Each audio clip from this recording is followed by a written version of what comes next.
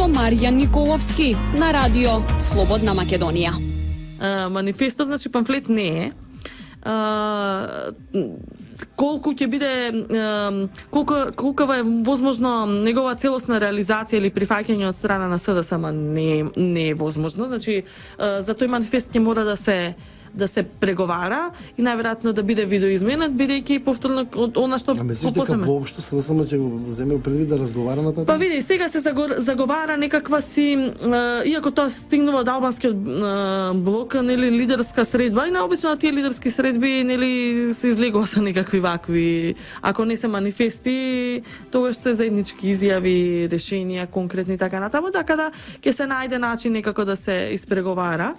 Дека ќе мора да се седне на маса, дали тоа ќе биде јавно, дали тоа ќе биде лидерска средба, дали тоа ќе бидат партиски консултации повторно, ќе мора дури и да бидат сведени на координатори во собранието.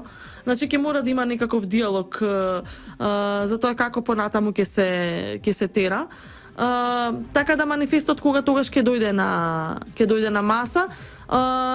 Не можам да кажам дека тоа е можеби резултат на платформата која што ни се случи, албанската платформа или тиранската платформа која што ни се случи, меѓутоа не е одговор на самата платформа. Значи, таа не дава одговори на прашањата кои што ги задира платформата, туку дава сосема поинаков поглед на тоа како треба да биде организирана државата во иднина, кои се незините стратешки цели, како понатаму ќе се формира власта или парламентарното мнозинство со тие плюс 20 пратеници со цел да се добие цврста. За тоа баш ќе е потребна и промена на устав, така се отварат и Да, тоа ние имаме проблем кој ќе ни се отвори уставот и тука застануваме бидејќи секоја од партиите има некаква идеја. Да. Некоја од партиите има идеја што треба да каков парфем да му се испрска од за одреден период. Да, така, да. Штета што купуваме ефтини парфем.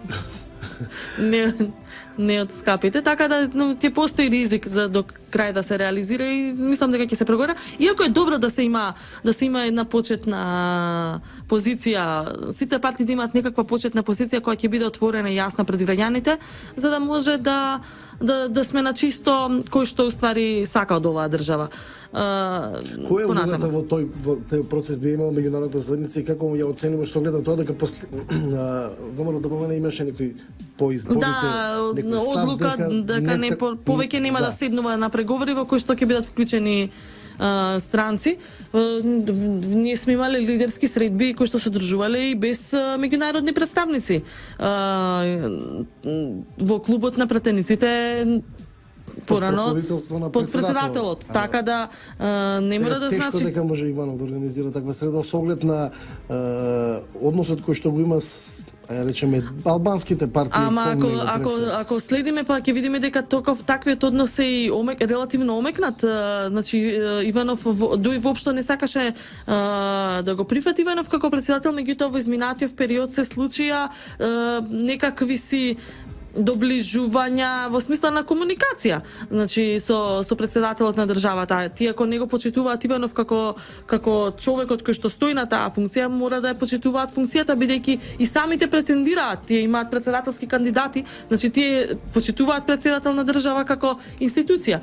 Во таа смисла може да се седне на заедничка маса и без странско присуство, и во тој случај би бил задоволен критериумот на ВМРО од една страна, а од друга страна би бил задоволен и критериумот на странците кои што викаат дека нели е потребен диалог, седнување, здрави разумни решенија и така натаму. Како оценуваш одлуката на председателот Иванов за она што е околу доделувањето на мандатот, дали таа е во функција на усложнување на политичката ситуација или како што вели председателот стабилизирање на безбедносна состојба?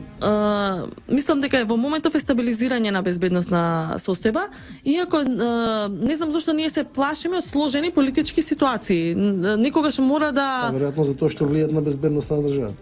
Влијат, меѓутоа од друга страна па не можете да си дозволите само заради тоа што постои ризик, значи Не зборуваме за веќе создадена ситуација каде што е очигледно дека би настанал проблем, туку ризик од таква ситуација, под постојан страв вие да ги менувате ставовите или пак да удоволувате некоја страна без да заземите цврста позиција затоа што можеби нешто ќе ви се случи. А особено ако со таквите одлуки се штити унитарноста на државата, се штити уставниот поредок, се штитат институциите. Во моментов Иванов можеби е ставен во незавидна ситуација и не изгледа дека на него паѓа товарот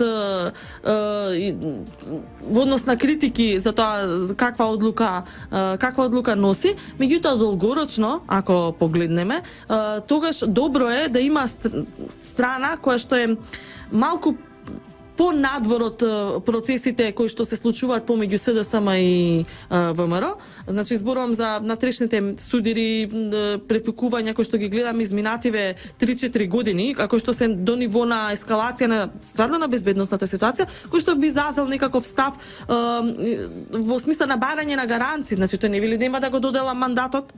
Тој вели само ми требаат некакви гаранции дека државата ќе се соидната влада ќе се одвива во правец во кој што сите граѓани посакуваат или за кој што сме се одлучиле стратешки уште пред 10, 15, 20 години па и веќе и 27 години од незиното формирање.